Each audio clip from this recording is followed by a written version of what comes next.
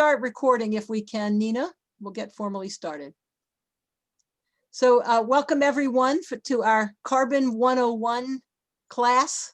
We're so pleased to have Torri Estrada and Jeff Creque of the Carbon Cycle Institute with us today to talk about the underlying science of carbon sequestration. Before we get into that, for those of you who are new to the Climate Center, here, I'll put this in presentation mode. I'm Ellie Cohen, CEO of the Climate Center. Our mission is speed and scale greenhouse gas reduction. Our probably what we're best known for is the key role in growing community choice energy.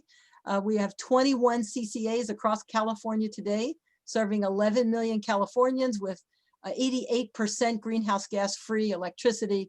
It's a great example of our mission. And we are building on that to do our campaign Climate Safe California.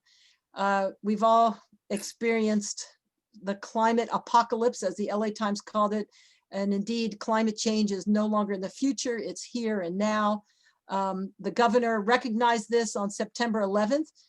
We were happy to be part of some of the behind the scenes efforts to urge the governor to step up and declare a climate emergency. And in his press conference that day, he said that we have to fast track our goals. Our goals are inadequate. He, over the next several weeks, issued 2 executive orders, one for 100% ZEV new car sales by 2035, and one protecting 30% of the land and waters in California by 2030. It also includes some requirements regarding sequestration, but with how quickly climate change is worsening globally and here in California, and a lot of the latest science showing how quickly things are changing, we know it's not enough. California needs to lead the world. The world is looking to us to do that for a climate safe future. And we know we need more aggressive policies and accelerated timelines. So our goal is that by 2025, California will have enacted the bold policies required by science to dramatically cut emissions, start drawdown from the atmosphere, and secure resilient communities by 2030, inspiring global action. So what does that really mean? It means moving up 2 key policies from 2045 and 2050.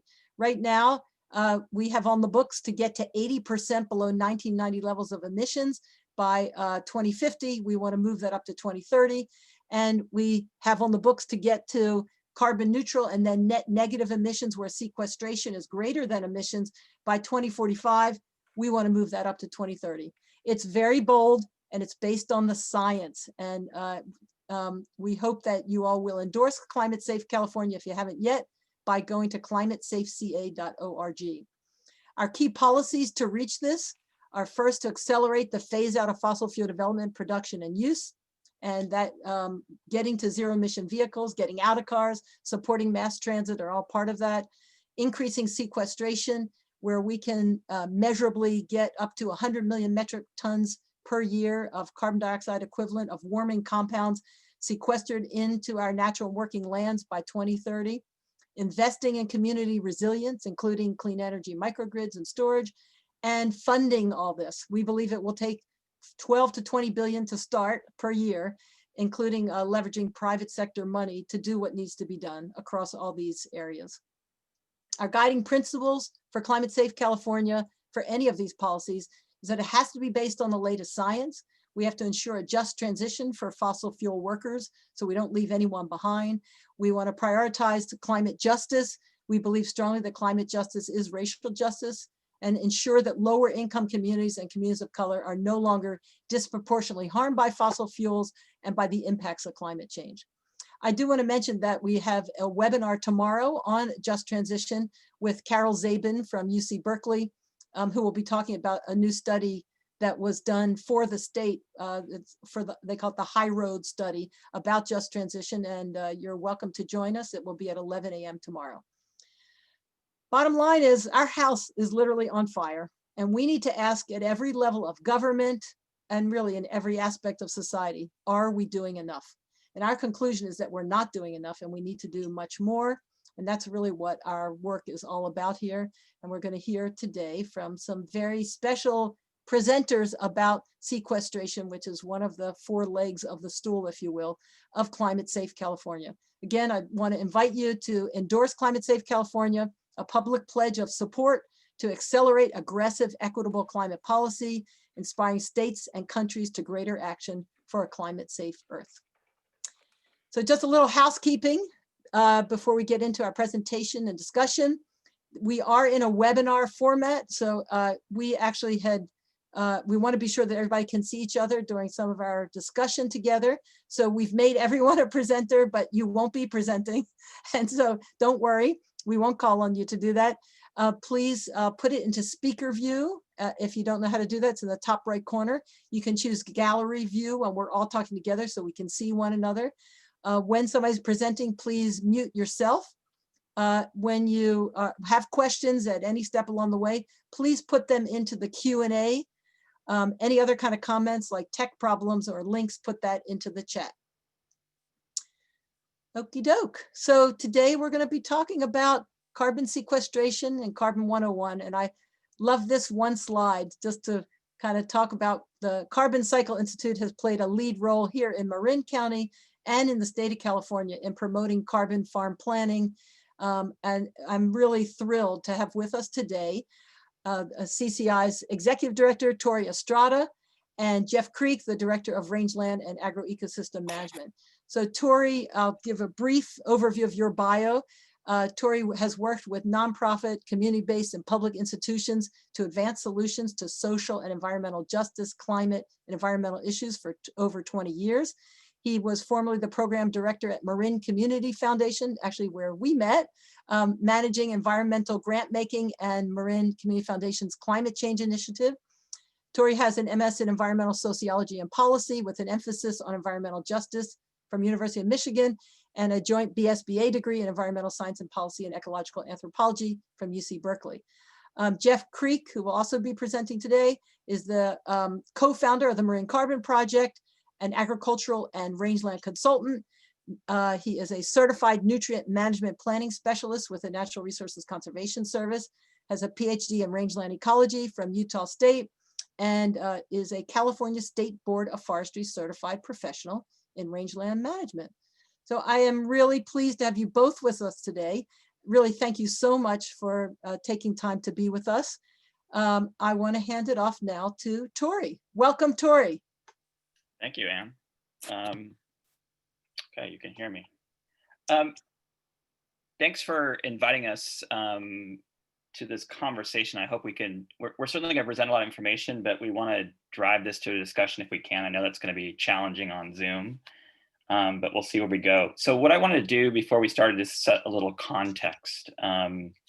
So this meeting actually comes out of some work we've been doing with the Climate Center. We actually been engaging with Anne and her staff really on this carbon sequestration goal. So we did some analysis around this 100 million metric ton drawdown by 2030.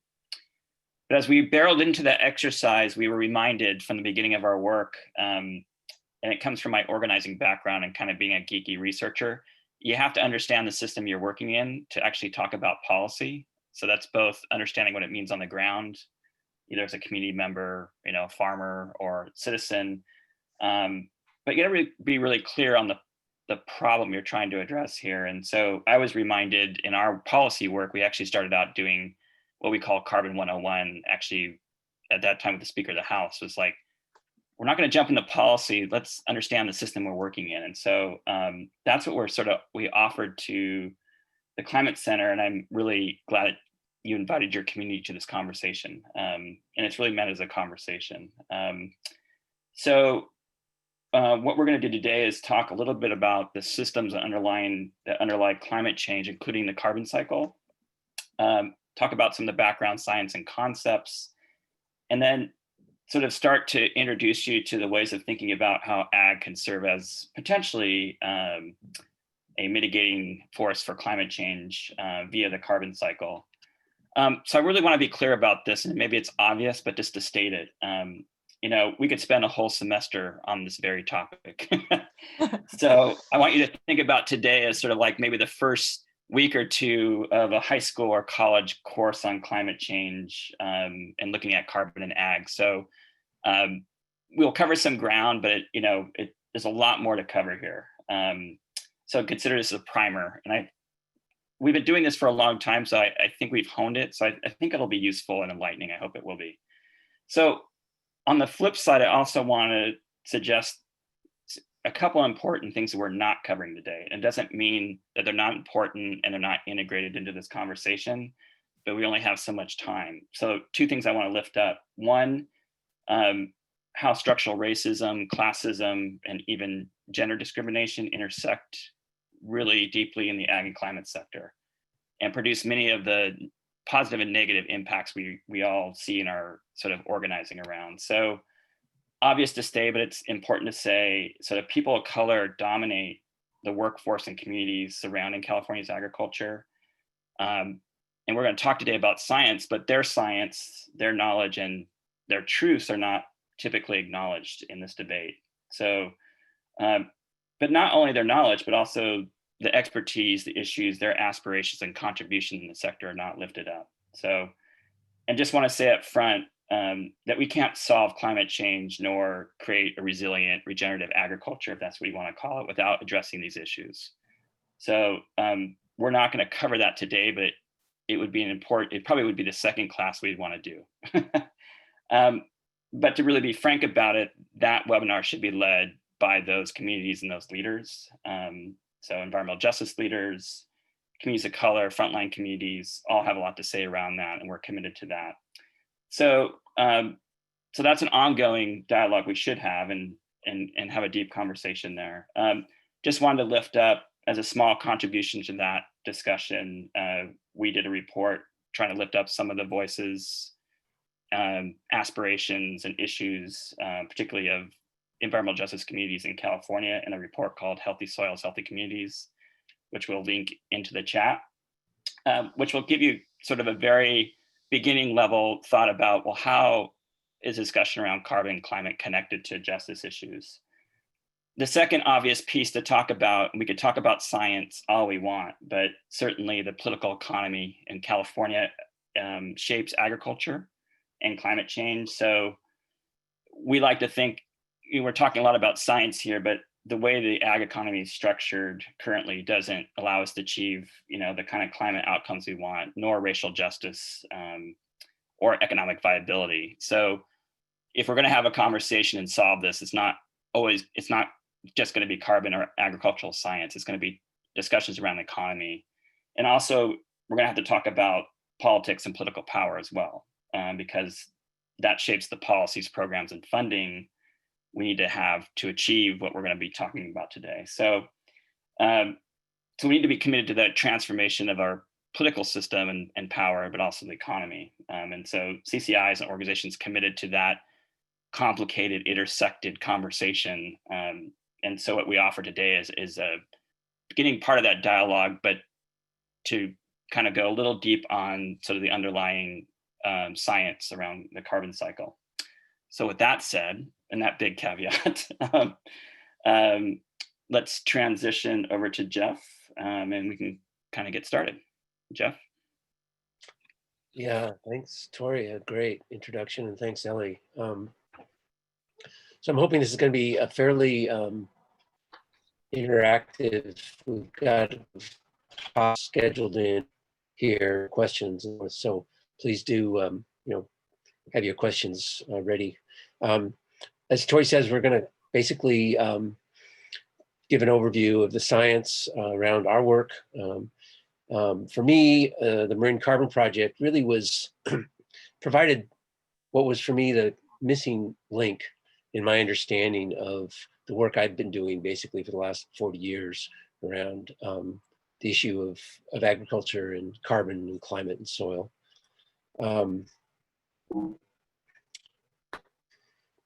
Just a real quick revisit of this. I think anybody who took a high school biology class learned about Jan Baptist von Helmont, who conducted this simple experiment somewhere back in the late 1500s, basically trying to answer the question, where does the mass of a tree come from?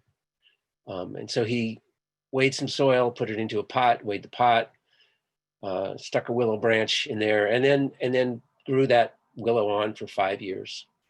And the only thing he added to that pot was water. At the end of that 5-year period, he had a tree that weighed more than 75 kilograms, but the soil in the pot had only lost 60 grams. So the conclusion he came to, which was a reasonable one, was that all of the tree's mass had come from the water, because after all, that was the only thing he had added to the pot. Of course, he was absolutely wrong, and it wasn't for another 100 years or so that Yusuf von Liebig actually identified the process by which plants, through photosynthesis, draw carbon dioxide from the atmosphere. And in fact, that mass that was accounted for the growth in the willow had actually originated from the air. So this rather miraculous process by which plants use solar energy to draw carbon dioxide from the atmosphere and combine it with water and minerals from the soil to produce their own mass is really what we're talking about when we talk about carbon sequestration. It's helpful to remember that when we talk about carbohydrates as the products of agriculture, all of that carbohydrate originates as carbon dioxide in the atmosphere. My friend John Wick, another co-founder of the Marine Carbon Project, likes to define agriculture as the art of moving carbon between carbon pools to produce the products of agriculture. It's a very elegant, I think, and quite correct description of what we are really engaged in when we're engaged in agriculture. So it helps us to understand what we're dealing with to understand the carbon cycle itself. And the carbon cycle, of course, is this enormous movement of carbon within the biosphere. It's a global phenomenon without which life on Earth, certainly as we know it, would not exist. We, of course, are doing a wonderful job of taking deeply sequestered fossil carbon, burning it as fast as we possibly can, converting it to carbon dioxide. And that, of course, is driving catastrophic climate change. The oceans, the largest carbon pool on the planet, have done a remarkable job of absorbing most of that surplus carbon dioxide. Unfortunately, when oceans absorb carbon dioxide, it is transformed to carbonic acid. And thus our oceans are not only warming and rising, but they are also acidifying. And we're seeing the consequences of that in the collapse of our marine ecosystems globally. Folks have, understanding the process of photosynthesis, there's been an enormous impetus to plant trees as a climate change solution. And of course, we should be planting trees wherever that makes sense. But those of us in the West are well aware that trees have an unpleasant habit of returning their carbon to the atmosphere in rather catastrophic ways. And as the climate warms and dries, I'm afraid that what we've been seeing in California over the last couple of years is only going to continue and perhaps get worse. So what does that leave us? It leaves us actually with the third largest carbon pool on the planet, which is our soils. And the beauty of soils is that as we increase the carbon content of our soils, we actually see all kinds of positive things happening. So it's not only really only the available carbon pool that we could potentially store this extra carbon in, but it also will benefit from our doing so. Not surprisingly, perhaps, about a third of the excess CO2 in the atmosphere actually originates from terrestrial ecosystems, including our soils. Because of the way we have managed or mismanaged our global ecosystems, we've lost enormous amounts of carbon from those living systems to the atmosphere. Our clearing of forests, burning of forests, draining of wetlands, conversion of forests and grasslands to croplands and pastures, all of this has resulted in a significant loss of carbon from the terrestrial system to the atmosphere. This is illustrated rather nicely here. This is a piece of work by Sanderman et al. Back in 2017, where they looked at the loss of soil carbon over the last couple thousand years. And you can see that, again, as with rising CO2 levels in the atmosphere, it was really around the dawn of the Industrial Revolution as we began to not only burn coal and ultimately other fossil fuels and drive this rapid increase in atmospheric CO2, but also that industrialization also impacted our agricultural practices and has enabled the destruction of, or the loss of, soil carbon at a rate that actually parallels the increase in carbon dioxide in the atmosphere. That phenomenon is so widespread now that essentially all the soils on the planet that humans engage with for agricultural production are in a degraded state to one degree or another, to the point where 5 years ago, the Food and Agricultural Organization of the UN announced that we had 60 harvests left. That's a fairly alarming statement. And that, of course, leaves us with 55 as of this year. So I think it's not unreasonable to suggest that the Dust Bowl of the 1930s really was kind of the first shot across the bow, if you will. And indeed, there's been a recent analysis showing that the Dust Bowl itself was aggravated by what was already emerging as climate change in the 1930s.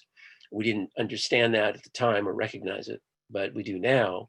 And frankly, if you drive through the Central Valley of California today, it's not unusual to see a situation just like this. So I think by 2035 on our current trajectory, we could be dealing with a very serious situation with California agriculture, as indeed, to some extent, we already are. It's critical that we understand that when we're talking about carbon, we're talking about solar energy, because it is this direct capture of solar energy by plants, the transformation of solar radiation into biochemical energy that we're talking about. Again, using solar energy to draw CO2 out of the air and transform it into biomass and biochemical energy, which then cascades throughout the soil ecosystem and throughout the food web. So when we talk about managing carbon and the flow of carbon into our agricultural ecosystems, we really are talking about managing the most powerful lever we have for the management of those systems, which is managing the flow of energy into and through the system. This is really critically important because it means that we can think about the way systems change in response to changing energy dynamics. And if we, to give an example of this at the global scale, we see here on the left, Arctic sea ice in 1979, September of the year, and then September of this year. What's happening here is a positive feedback process, which is the way systems change, essentially, through a series of positive feedbacks, which are by definition deviation amplifying processes. Systems begin to move in the direction that those feedbacks are driving the system. So in this case, we have a warming planet resulting in the melting of Arctic ice. As that Arctic ice melts, of course, it exposes more dark water at the pole. That dark water can absorb more solar radiation than that reflective ice. And so the system begins to warm, the ice melts, more dark water is exposed, absorbing more solar radiation, melting more ice. And so we see this shift from a equilibrial system to a changing system. And that's what this little sketch in the bottom is all about. So if we look at the record of carbon dioxide in the atmosphere, and this goes back 800,000 years, but a similar pattern exists actually going back about 3 million years. And we know this through ice core analysis. We actually have been basically in a state of equilibrium on planet Earth for a very long time with respect to carbon dioxide. Yes, fluctuating, but always within a range, about 190 to 290 parts per million for a very, very long time. In fact, the entire time that we have been a species on the planet, we've been in this basic state of affairs. This is where we are today. So clearly something is going on, and we are way outside the bounds of anything that we actually have ever experienced before as a species on the planet. What we now understand is that this shift in the climate is irreversible unless there was some way to remove a large quantity of carbon dioxide from the atmosphere over a very long period of time. We also understand that enhancing soil carbon is the only viable option available to us. Yeah, there's some technologies in development, all of which, in my view, hold enormous risk and potential catastrophic danger for humanity. But soils, as I mentioned earlier, are not only offer us the only viable option, but they are incredibly benign and even beneficial option for the storage of that surplus carbon. These two images out of a paper by James Hansen and others show kind of the relative difference between an emissions reduction only scenario on the left and an emission reduction scenario combined with carbon dioxide drawdown. Now, emission reductions, we've seen very little evidence that humanity is going to engage in emission reductions. Nevertheless, with constant emissions at current rates, or at least rates of 2017, we'd be looking at about a 2-degree rise globally, 2 degrees centigrade. And we all know, based on the Paris meeting in 2015, that that is simply too great an increase in temperature.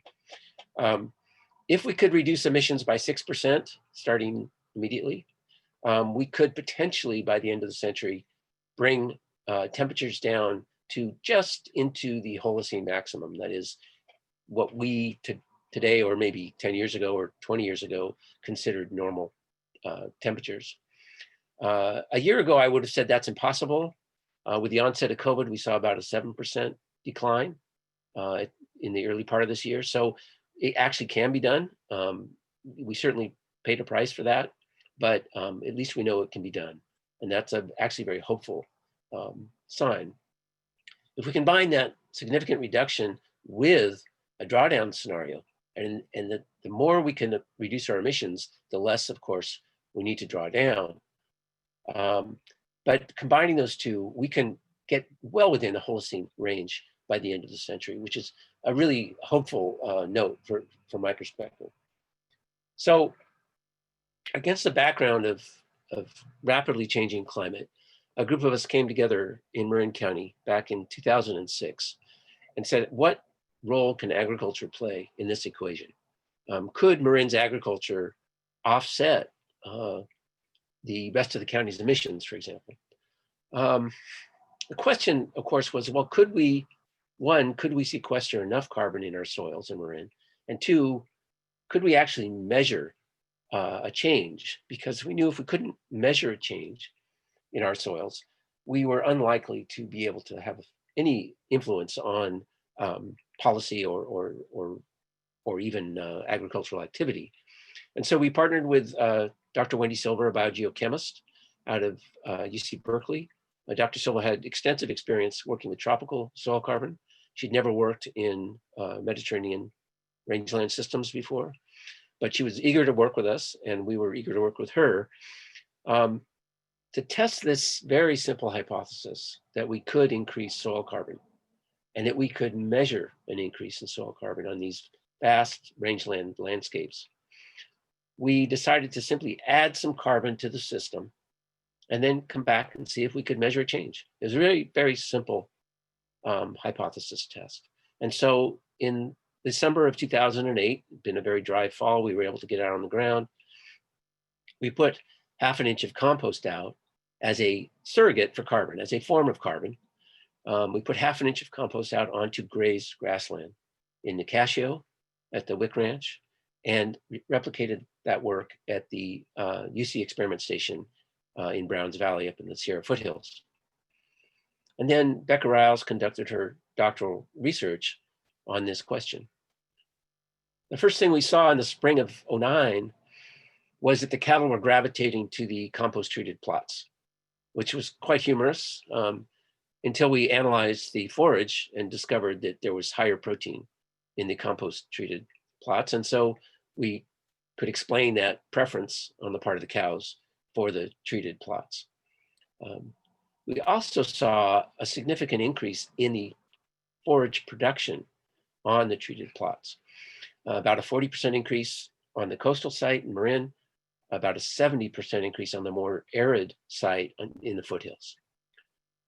What was amazing, however, in subsequent years is we continued to see a relative increase in forage production, even though we added no further compost.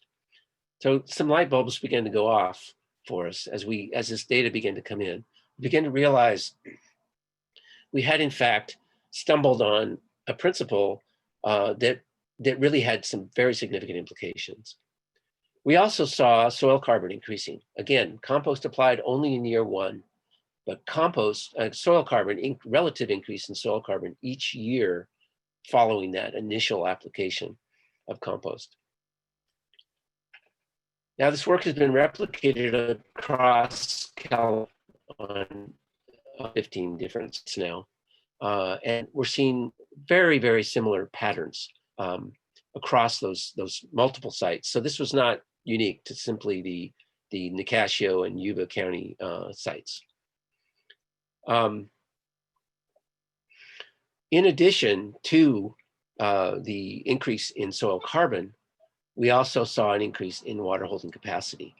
Now this has kind of been understood for a long time. As we increase soil organic matter, we increase the capacity of that soil to hold water.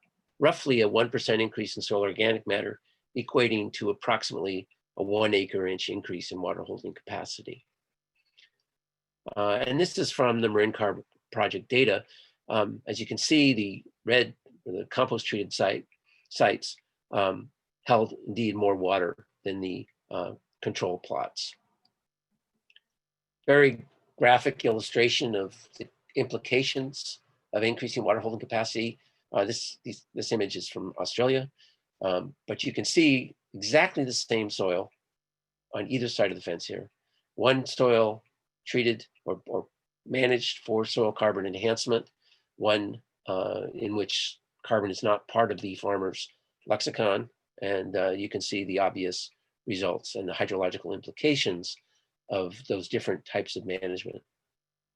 So this slide really summarizes the results of the Marin Carbon Project. And frankly, when this was published in 2015, and I saw this image for the first time, this was when the penny dropped for me, when sort of the missing piece in my 40 years of study on this subject fell into place. And I finally understood what we were actually dealing with. And I'm sorry, the text here is a little bit hard to read, but it says positive feedback, a deviation amplifying system process, driving directional system change. So if you'll remember back to that image of the ice caps and that positive feedback process that is melting Arctic ice at an increasing rate.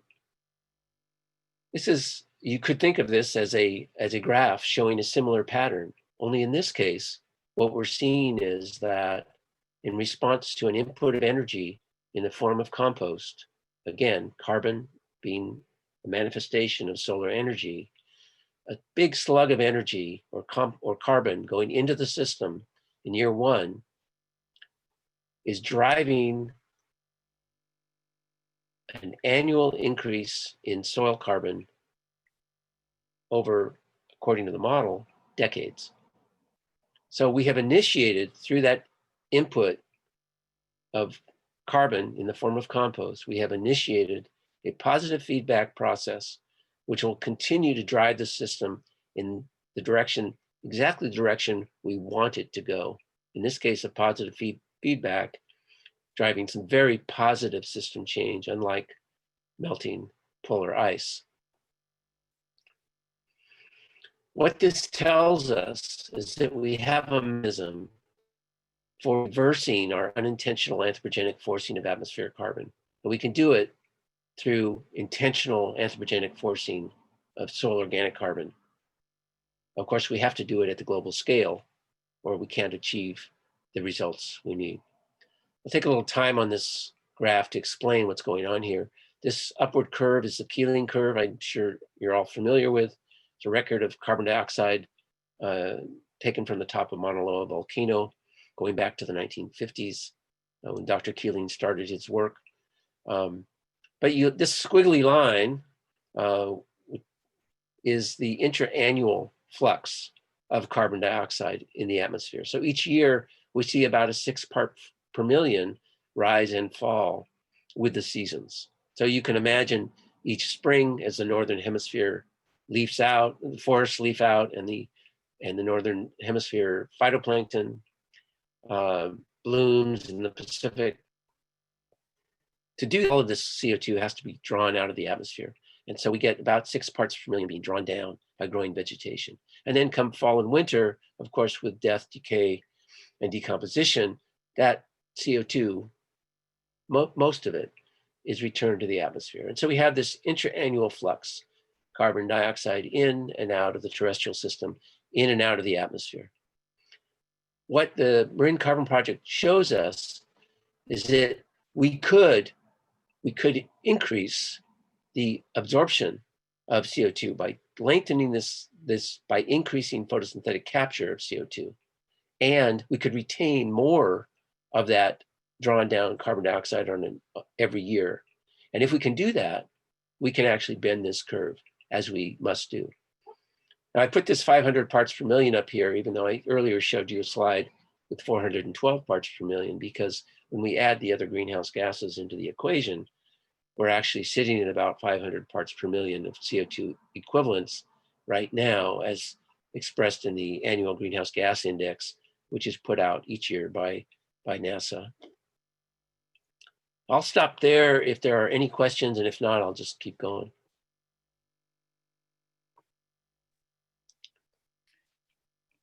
So there are some questions, and it looks like the Q&A thing doesn't work when we're all presenters. So there were a couple questions in the chat.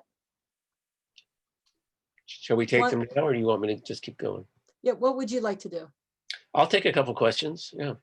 Okay, so one is from Lois, and I don't know if people want to get into your gallery view for a moment to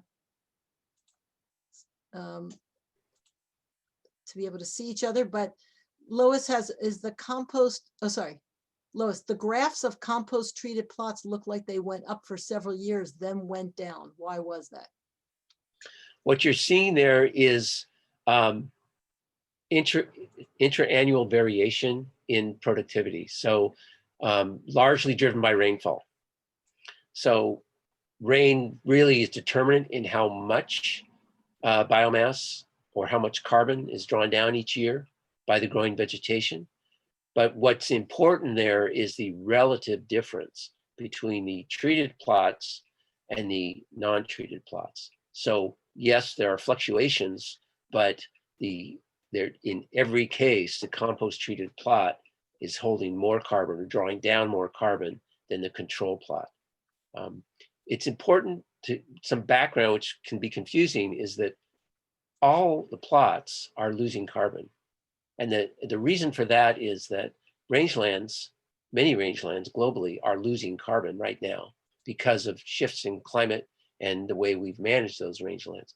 So what we saw on the Marin plots and the foothill plots were that, yes, the treated plots, like the control plots, were losing carbon, but the treated plots were losing carbon at a much lower rate. The rate of loss was changed. And in fact, as the model shows, eventually we anticipate we will begin to be in a net gain situation on those plots based on what the model results are showing us. So I hope that explains that. Yeah, that was great. All right, from Barb Sattler, is the compost from animal waste, or does that matter? And how would you propose we scale the amount of compost we would need? Right. Do you ever get that question? All the time. It doesn't matter. Compost, yes, there are differences among compost, but basically compost as defined by our faithful Cal Recycle, in this case, is compost. Compost is compost. And yes, there are variations among different composts. But as I hope I will answer that question in some detail going forward in this presentation. Okay. Maybe we'll take a couple more here. From Ellie Inslee. Have you experimented with biochar added to the compost to increase the benefits? Yeah. No, we have not, but that work is actually underway right now. Dr. Silver's lab is working on that on several locations across the state. That's great. And from Ba'ani, fantastic presentation. Are there other major studies that have similar findings to the Marin Carbon Project? You know, oddly enough, I actually can't think of any at the moment. There are a number of, there are lots of studies right now looking at ways to increase soil carbon. Some work, particularly Colorado State University has been a leader on this, looking at grazing practices, looking at a lot of modeling work in this sphere, looking at the impact, for example, of all the NRCS conservation practices that have been deployed over the last 20 years or so across the United States. There is actually an enormous literature supporting our findings, and not that the literature is targeted at our findings, but there is an enormous amount of work going on in this sector right now. So yeah, I can't think of any specifics right now, but I can certainly share some citations with you. Oh, that's great. So Jeff, yeah, if people could, if anybody wants any of the citations, they can write to you, and we'll be sure to provide your emails so that people can write to you afterwards. Yeah, Torri? Yeah. I don't want to steal Jeff's thunder here, but compost is just one approach. So don't get hung up on the compost. I mean, it's certainly a powerful one, but it's not the only one. We're going to talk about that. So in that instance, there are many approaches and research showing the ability of ag practices to sequester carbon. So, and Jeff is going to cover that. So. Okay. But I think I have one more question here that's pertinent to the first part of your presentation from Michelle. If a year one compost application has benefits for years after, can the curve be accelerated with additional deposits in year 2, 3, or later? Yeah. What I do when I could, maybe when I bring the slides back up, I'll look at that slide again. If you think about it, we've initiated a positive feedback process, and the model shows it continuing for about 30 years, maybe 40 years. So it begs the question, well, maybe in year 30, we want to apply compost again. But there's no point in the systems that this data comes from in applying compost annually. But I will get a little further into that when I talk about croplands. Okay. Yeah. And there are a number of other questions about carbon capture technology, how much compost is standard. Do you want to answer a couple more now, or what would you like to do? Let's move on. Okay, Yeah. and then we'll come back to these. Yeah, Okay, we can come great. back to them. Yeah. Okay, thanks. Great questions, everybody. Let's see. Am I still sharing or not? Back up. Yeah. Okay. Okay. All right. So those results really, folks got very excited, and it was like, okay, well, let's start spreading compost everywhere. And it was like, wait a minute, that's not the message. That is not the message. The message is that we can, through engagement with the carbon cycle, begin to increase the drawdown of carbon dioxide into our farm systems and gain all the positive benefits that come with that. And so by 2013, when the data was in and we were beginning to understand what we had stumbled across, we realized we needed to place this in a whole farm context, that farms are complex systems. And the opportunity to capture carbon is actually very diverse on the farm landscape. There are many, many ways, as Torri noted, to capture carbon on working lands. Sorry, Jeff, to interrupt you. This is Ann. Do you want to be on this opening slide, or did you mean to show different slides? Whoops. Let's see what happened here. I wonder what's going on. Just hit present. Down a little. Huh. I don't know what's going on. Can you hit present just above? I don't think that's the problem. I think I've got maybe two things. Oh, I see what's happened. Huh. Thank you. Yeah, I've got two images up here.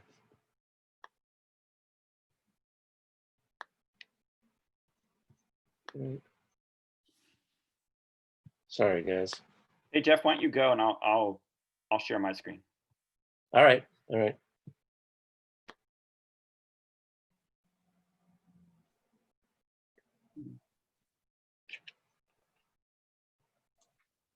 While we're waiting, if you guys can, oh, you have it. Okay.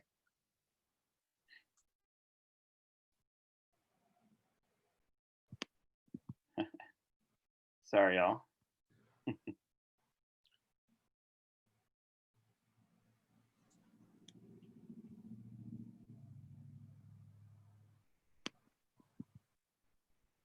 Come on.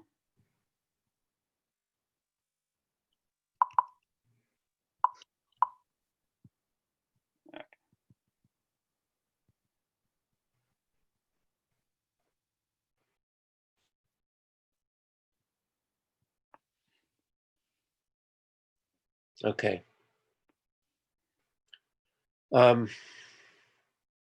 Right. So we really realized we needed to take a whole farm approach to this whole question.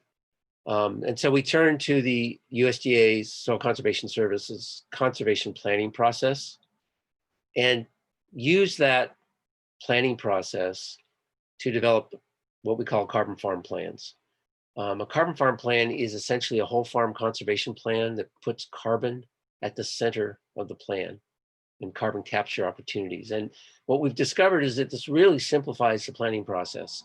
And it also importantly connects on-farm practice directly with ecosystem processes, including energy flow and on-farm water holding capacity, soil health, however we might define that, agricultural productivity, climate change mitigation, and on-farm climate resilience.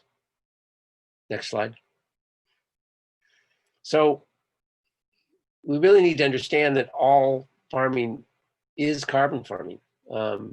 Good farming, bad farming, all of it is dependent on the capture of atmospheric carbon from the air and its transformation into the crop, into soil organic matter, or into standing carbon stocks on the farm, such as windbreaks, shelter belts, permanent vegetation. So all agriculture is completely dependent upon the capture of carbon dioxide from the atmosphere.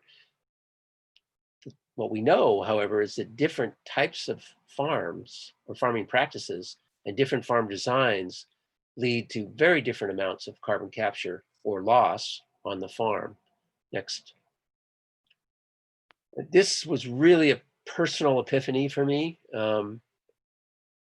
about probably some 30 years ago, as I was wheeling a wheelbarrow load of compost up a broccoli bed. I was a vegetable grower at the time. I was noodling this question, as an organic farmer, as a biodynamic farmer, ostensibly managing my farm as a closed system, and I'll put that in quotes today. How is it possible that I could possibly be building fertility without inputs while I'm shipping produce off to market? And then it dawned on me that everything in that wheelbarrow that I was pushing up the path had originated from the atmosphere.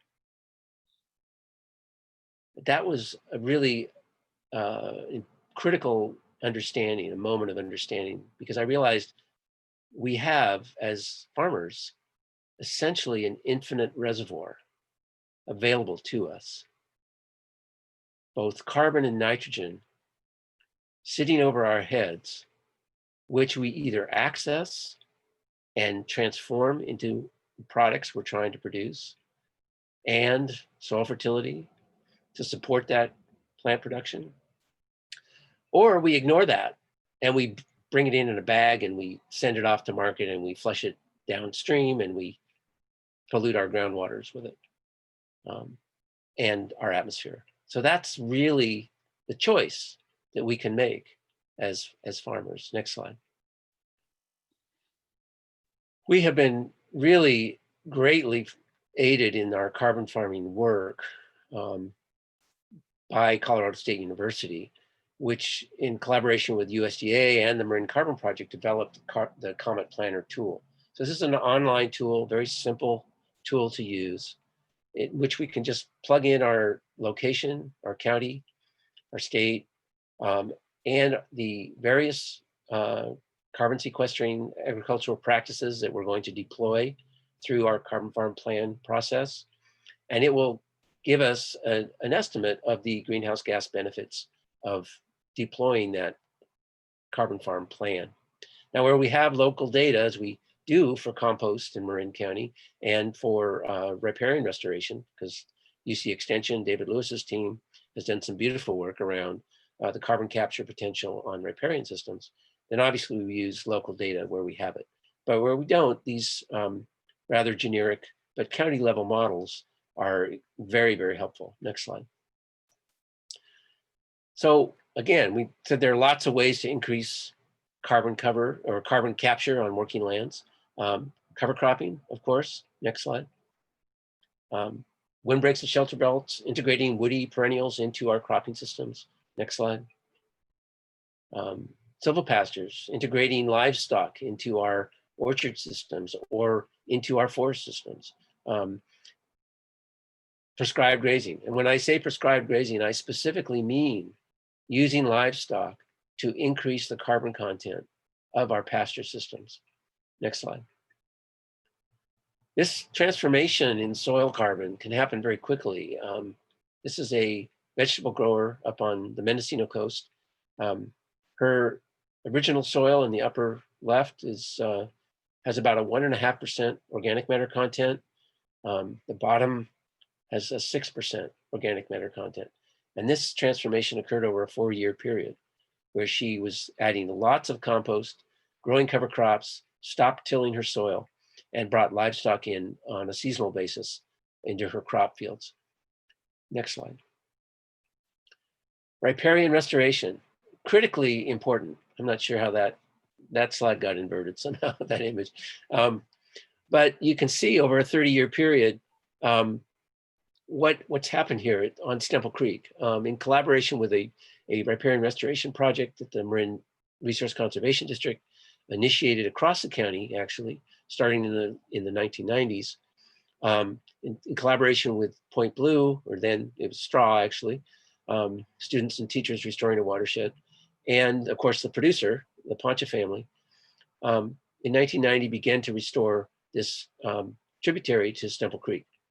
And you can see the accumulation of carbon taking place. I'm sorry about that 2018 slide. But what I really want to emphasize here is, yes, we're witnessing the accumulation of carbon in the system, obviously. Trees are growing in the riparian area. We can see that. What we don't see, of course, is the accumulation of soil carbon.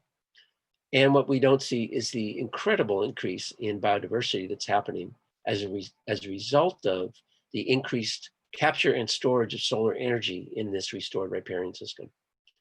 So Point Blue conducted a long-term study on this system, and it, as of 2018, had identified over 35 species of migratory birds that are now nesting in this newly created or newly restored habitat.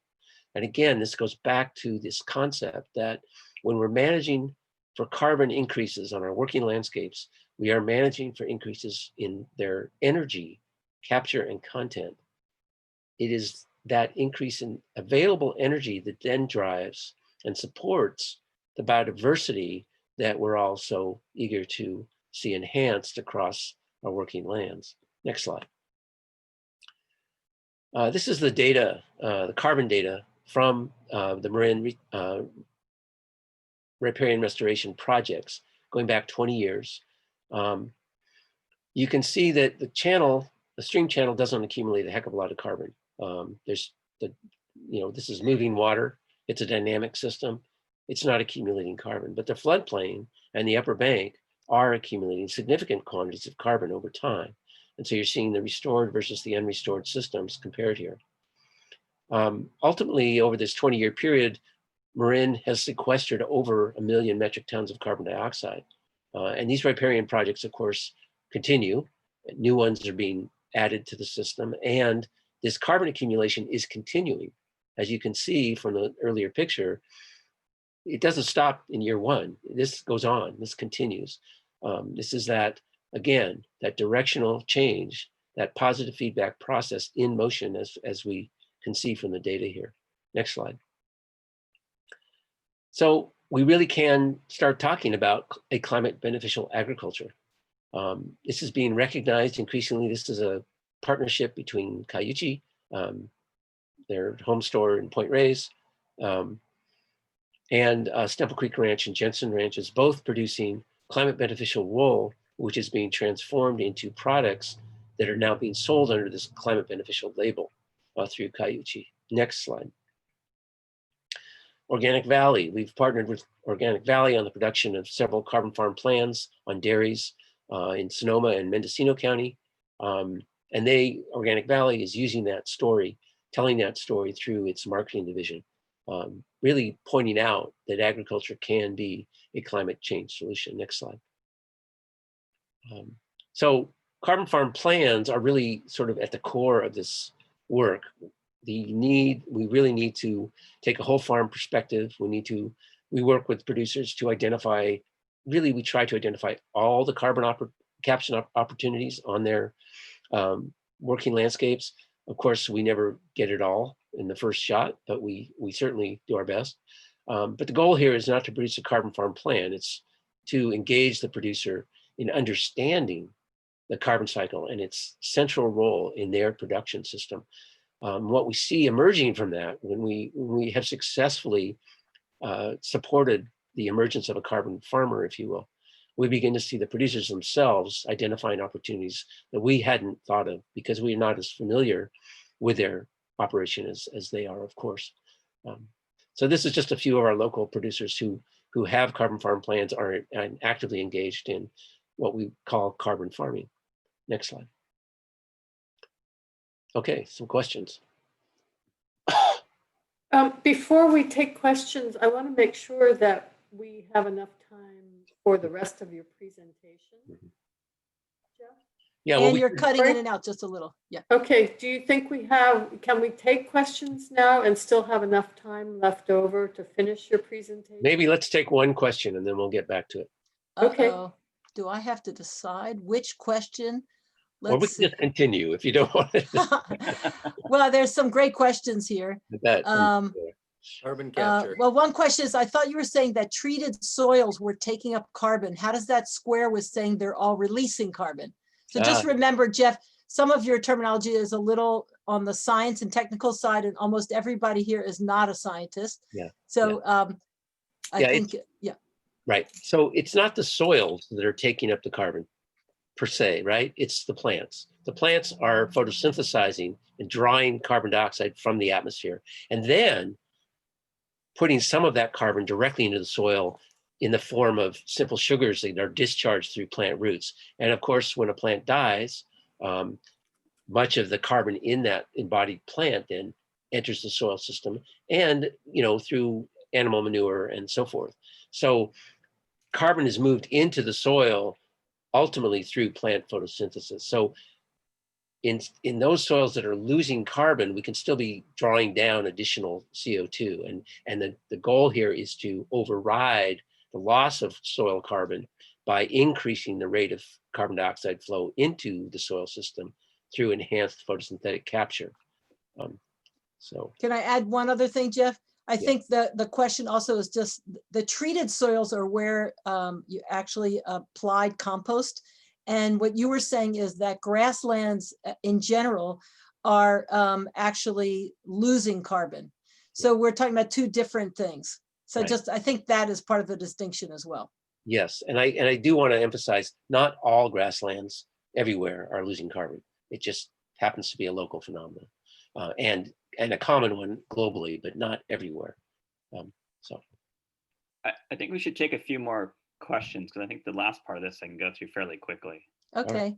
So then we have a couple different questions about carbon capture. And early on, Jeff, you said that they're really bad, these technologies. And what are the risks that you see? And why are they so bad?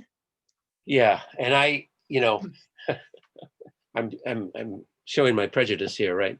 But when you look at carbon capture technologies, there are many questions I think that remain to be answered.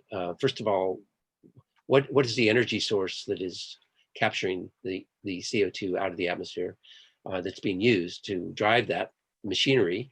And second of all, what happens to the carbon that's drawn down? There's a proposal under the California neutrality framework that was published by Lawrence Berkeley Lab early this year, a proposal to pump this surplus carbon that's taken out of the atmosphere into deep geological storage in California. Now, how that gets squared with the seismic activity of our state and the implications of a massive CO2 release in the case of a fault movement that would open up this so-called sequestered CO2 to the atmosphere, I personally find that a rather horrifying prospect. I also find it horrifying from the point of view of the role of carbon in our working landscapes. If we use biomass, which is the proposal, to take biomass, convert it to carbon dioxide, and then pump that CO2 into deep geologic storage, where's the CO2 that's going to drive the restoration of our degraded ecosystems? So I think there's a disconnect between the engineers that are proposing this type of linear fix. We'll simply pull it out of the air and stuff it into a geological location where ostensibly it will never be seen again. One, who's to guarantee it won't be seen again? And two, what about the carbon cycle? What about the role of carbon dioxide in the restoration of our degraded, highly degraded California landscapes and our agricultural soils, which are denuded of their carbon? We're looking at about 1% organic matter in the soils of the Central Valley, and we should be looking at about 6%, which is a massive amount of carbon that's missing from our agricultural soils. So I'm not at all bullish about or excited about the idea of pulling CO2 out of our biomass and putting it into permanent storage out of the reach of our living systems. I think it's a terrible mistake. Thank you, Jeff.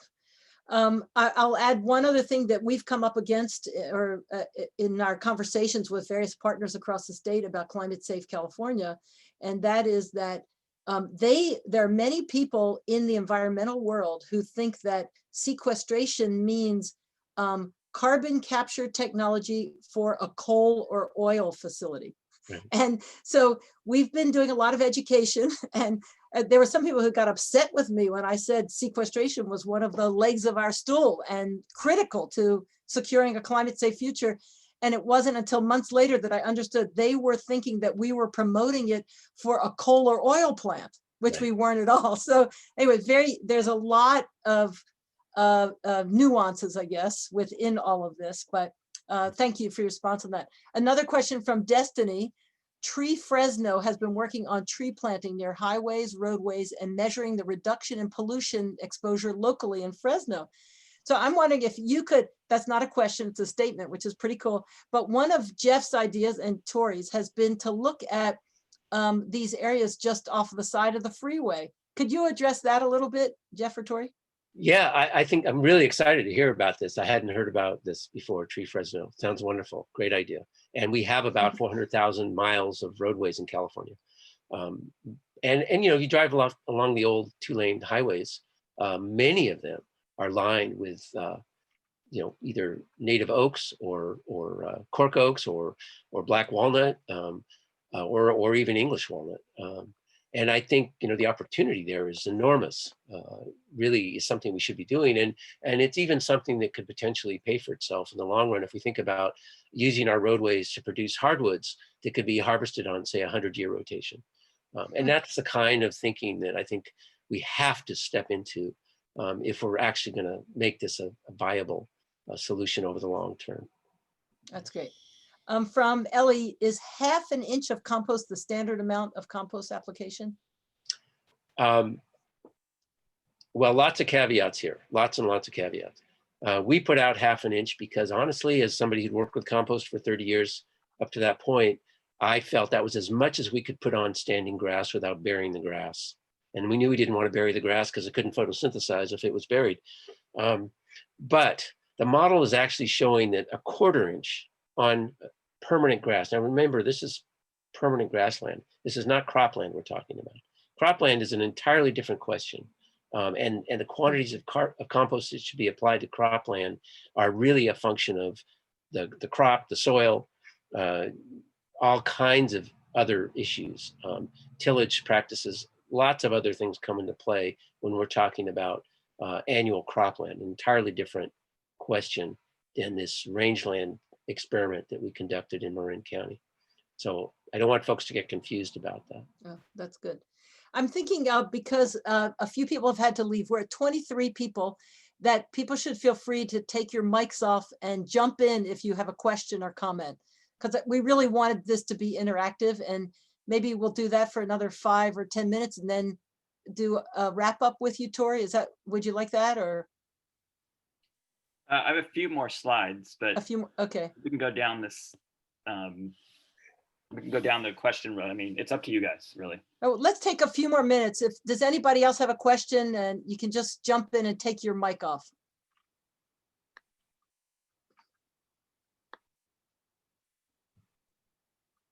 Okay, don't be shy.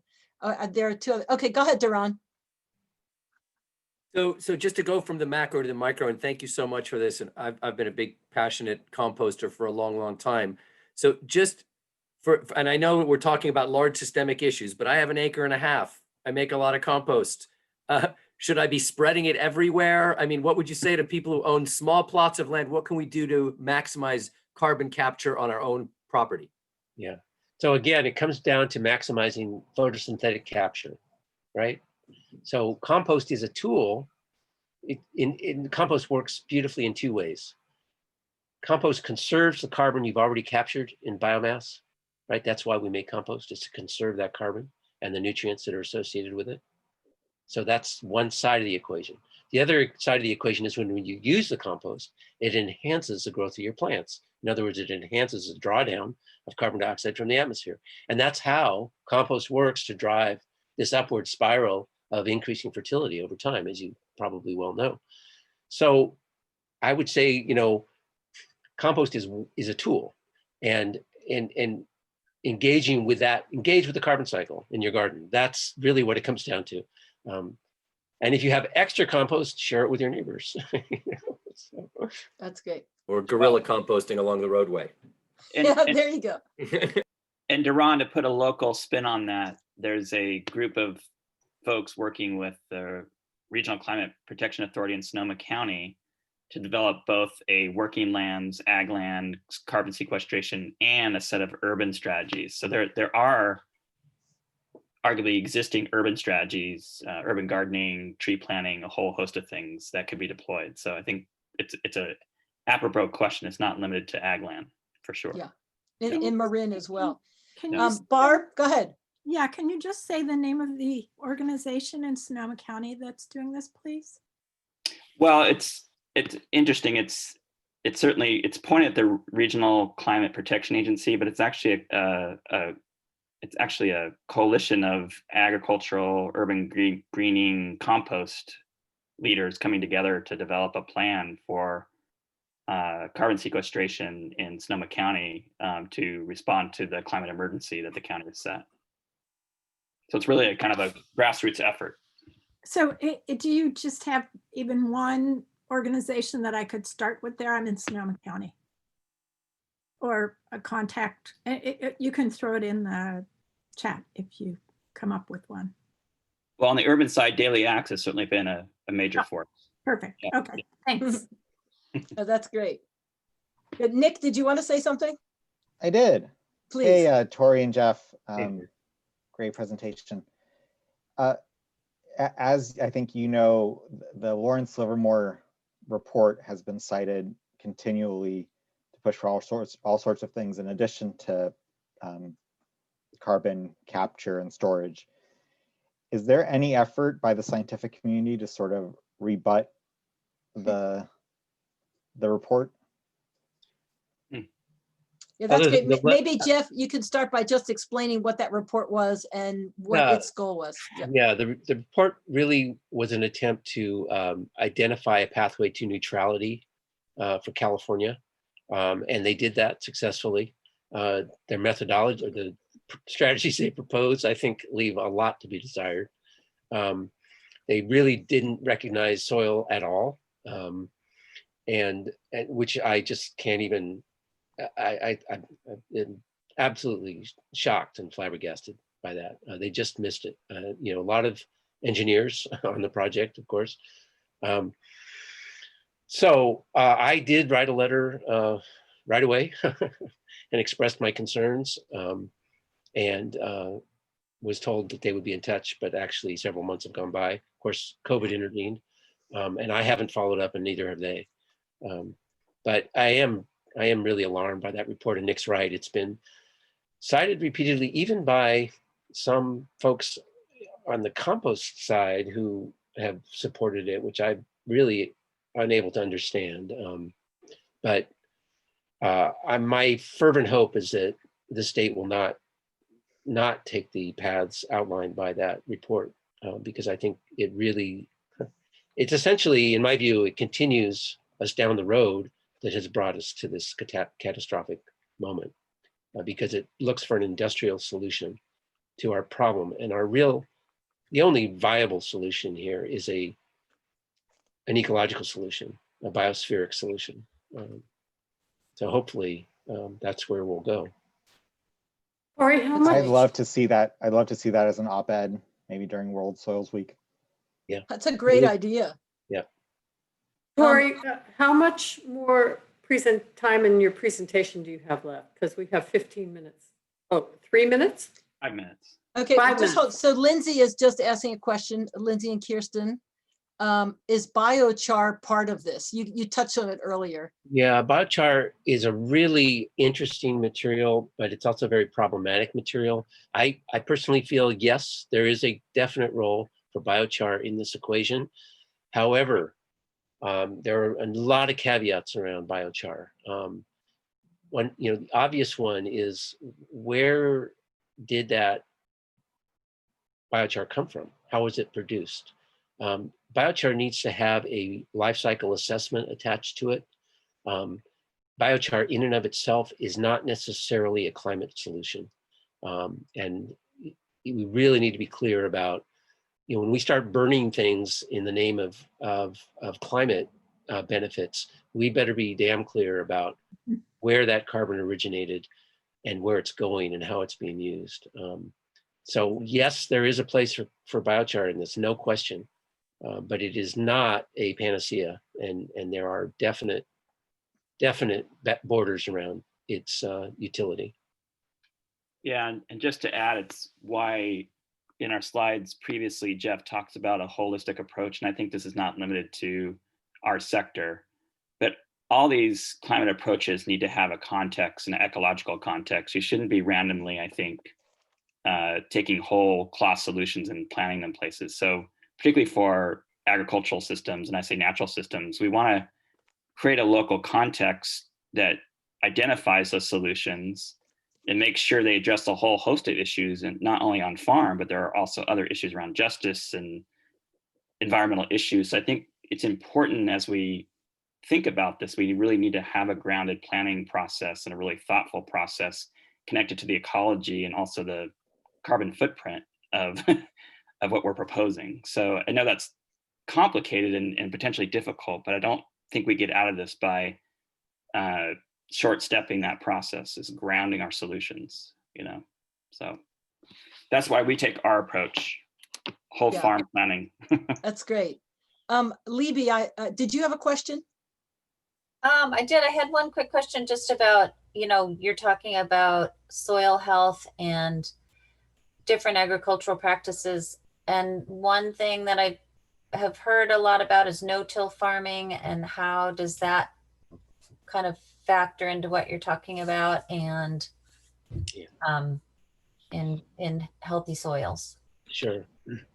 Well, tillage is fundamentally destructive of soil biology and soil structure.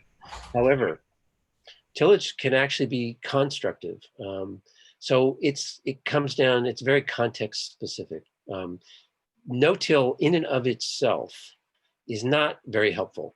I've read a number of papers really showing that the carbon benefits of no tillage are very minor. There has to be, again, that decision to till or not till needs to be taken in a holistic context. Are we tilling down a cover crop? Are we recreational tilling, as many farmers do, because they like the look of a bare, clean field, smoothed over, hammered to death? Tillage is not sort of like grazing. It doesn't tell you much. Somebody's tilling, so it's a contextual thing, Libby. There is a place for tillage in agriculture, there's no question. But to the extent that we can minimize tillage, that's also a good thing. I'd like to ask that question, and just thinking about Lindsay and Kirsten and how they've been doing a lot of management of the, primarily, I think, is it oak woodland around their property? And a lot of that has been mechanical thinning. And I'm curious to know, how do you increase soil carbon in a more forest setting? Sure. Yeah. Yeah. It's interesting, in the in the ARB's draft pathways report a few years ago, they stated that there was too much carbon in our forests. And I was like, what? No, there's not too much carbon in our forests. The carbon's in the wrong place. We have too many small diameter stems, too thick. We have dog hair stands of young trees. We need more carbon in large standing trees and in our soils, right? In our forest soils. So how do we encourage ongoing growth and accumulation of carbon in our large trees? And how do we get surplus carbon, if you will, into the soil, into our forest soils? So that's really what it comes down to, is managing the carbon cycle within those forest systems, so that we're putting the carbon, or we're directing the carbon, if you will, where we want it, where we need it, and not into these dog hair stands that then turn into conflagrations when a fire comes through. And I think, prescribed fire is clearly part of the carbon management process in our forest systems. We need fire. And it seems counterintuitive, but what we've seen with fire suppression is, instead of getting low intensity, small fires that move through the understory and emit some carbon to the atmosphere, but also support the renewal of those forests, now we have catastrophic fires that are returning all the above ground carbon to the atmosphere. And that is exactly what we don't want. So Okay, that's great. Question. No, thank you. And Ellie, let's take one more question from Ellie and then take it to Torri to wrap up. So when you have all these dog hair forests, is the best carbon approach for getting it into the soils to cut those and then leave them as slash to reintegrate into the soil, or to chip it? I worry about the chipping and then having that be released as carbon into the atmosphere. How much of that chipping or slash actually gets back into the forest soil? Yeah, well, that's a great question, and it's certainly system specific, right? Huge layers of duff are going to sit there, and not a lot of that is going to get in the soil in the short term. And if a fire comes through, much of that duff will burn. So I think it comes down to, as we're going through this transition from overdense, overstocked dog hair forest stands, trying to get them back into a state where fire can go through the systems the way it should. We might have to take some of that biomass off.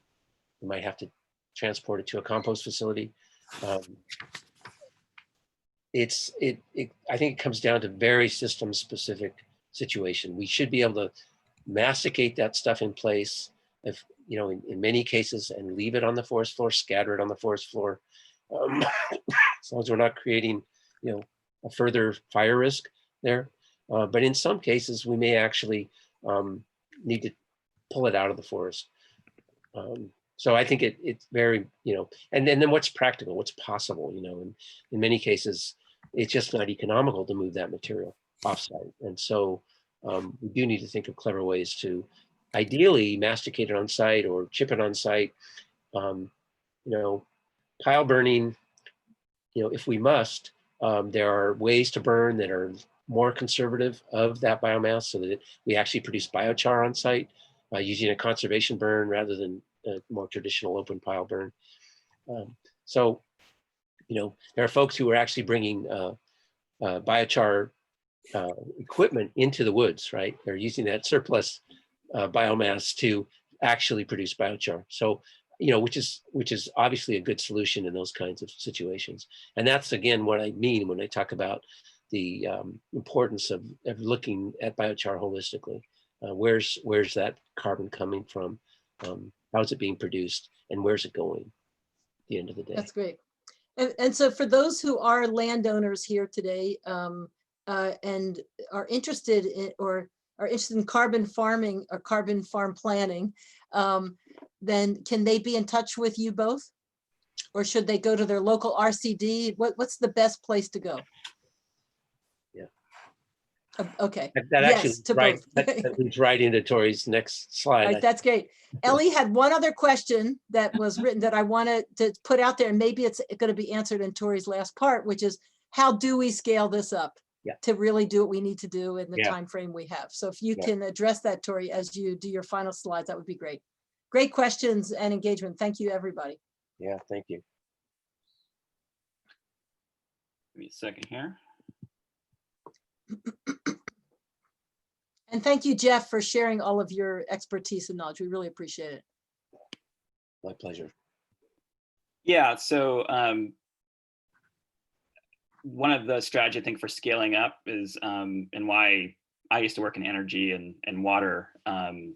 In agriculture, we have had resource conservation districts. So every county in California has a resource conservation district that works with farmers to plan and implement what Jeff just talked about in every county. And they've been working since the 1930s. So for me, we have these existing relationships with farmers who've been doing some level, although I think a very low level of conservation, that I actually think we can turn up very quickly. So what you see in this slide is just sort of, we're a 5-person staff. Not all of us are doing carbon farming, but we've been able to engage almost 40 counties and develop over 100 carbon farm plans. The challenge, I think, for California, unlike other states, like I'm in the state of New York right now, where there's actually base funding for resource conservation districts, California does not have base funding for the resource conservation district. So what does that mean? That means when a farmer, a rancher, or a forest owner wants to do a carbon farm plan or conservation management, there's not sort of ready technical assistance for them to do that. So I think it's the same for building energy. You really need to have that technical assistance available there. And I think what CCI and the RCDs have been doing on kind of a measly budget is doing our best to try to cover the state. And a lot of people will talk about farmers not necessarily being into climate, but in our experience, once we engage farmers in carbon farm planning, start to have the conversation, they're more than willing to go there, but we need to have the resources to be able to do that. So just a quick update. We actually have now organized 7 regional hubs. So these are multiple resource conservation districts actually sharing staff resources and doing collaborative grant making and fundraising to try to scale up their carbon farming. So we're in 7 regions now across California. I mean, I think arguably these kind of hubs should have been set up decades ago, but we're behind the 8 ball with agriculture. But we now have 7 across the state that are now trying to scale up their carbon farming work in each of their jurisdictions. I just want to remind folks, because when we talk about this, there's a presumption that this is new work or still work emerging. And just to remind folks that what Jeff talked about, what we talked about today, carbon sequestration land-based is actually the fifth pillar. It's the most undeveloped pillar in the state's portfolio, but it is there. What carbon sequestration lacks, unlike other sectors, is a goal. So we have a draft scoping plan for the state of California for natural working lands role. There's actually, under the executive order, there'll be a 2021 deadline to put out a final scoping plan. So if we really want to scale up carbon sequestration, we actually need state goals, which Climate Center is behind, and then strategies, resources, and probably most importantly, boots on the ground.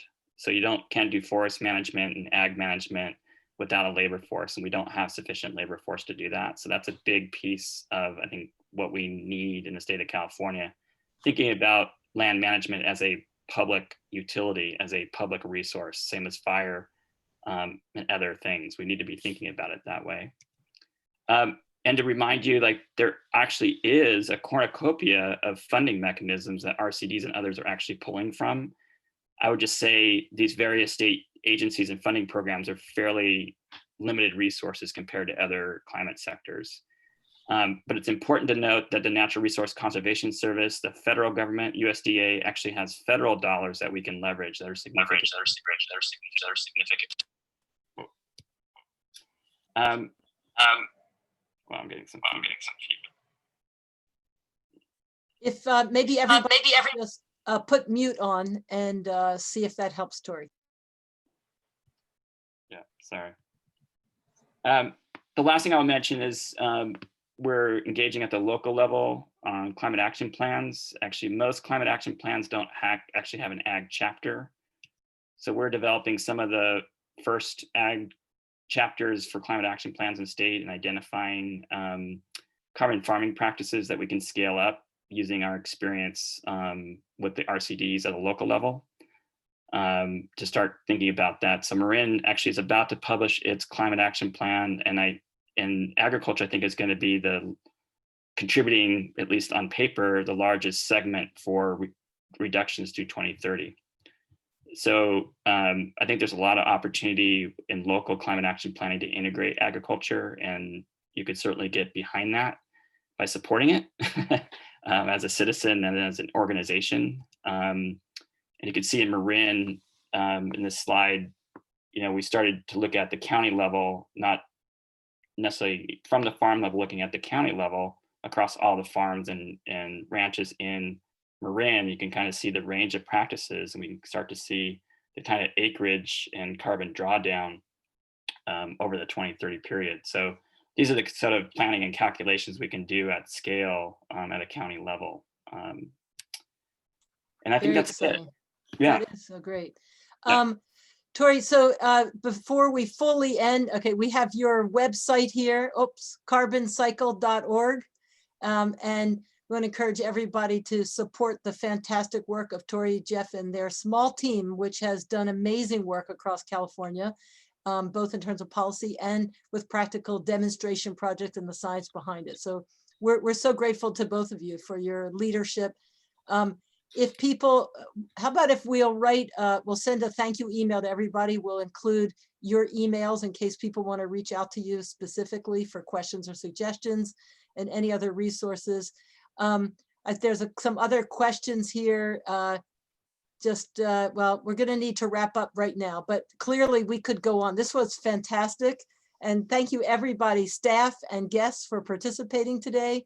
Thank you, Ann Hancock, for organizing this event today. Really appreciate that. And of course, we really appreciate, again, our whole community of staff and partners that makes this work possible. So thank you again, and shout out to Torri and Jeff. Great work. Thanks, Ellie. Thank you. Thanks, everybody. Have a good Thank night you. and take good care. And Thank you. take good care of your compost. Okay. Bye, Ellie. Great to Bye-bye. see you all. Take care. Bye-bye.